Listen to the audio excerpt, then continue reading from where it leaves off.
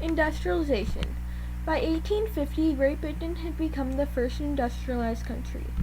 In 1851, they decided to hold a magnificent trade fair called the Great Expedition to show off their technological advancements. Among these was the building itself, the Crystal Palace, which is shown here. After 1851, the most spectacular industrialization would take place in Western Europe, the United States, and Japan.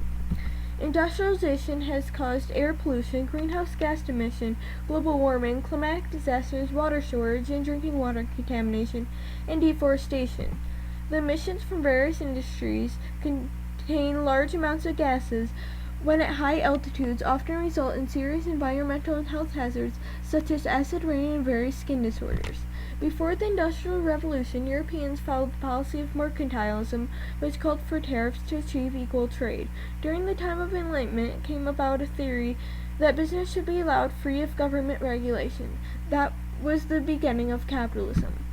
With the technology came the need of investing large amounts of money in business.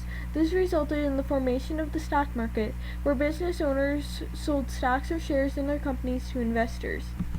Today we see industrialization as the cause of the higher standard of living we experience today, but there is an appalling price paid in human suffering to attain that standard of living. The early industrialized cities caused three main problems: living conditions, working conditions, and social structure. The buildings were poorly built because of the extreme demand for housing in the city. Families were crammed into attics, cellars, and single rooms, with one house holding 63 people to 7 rooms. Sanitation was non-existent, which resulted in epidemics. Alcoholism, drug use, crime, and prostitution were outcomes of living in these conditions. Working conditions weren't much better. Depending on the hours of sunlight, the workday could last up to 19 hours. The work itself was hard, boring, and tedious. It could often be dangerous as well. Surplus of labor kept wages especially low. You know when your grandparents say, "Back in my day, we didn't have no internet. We spent time with quality each other."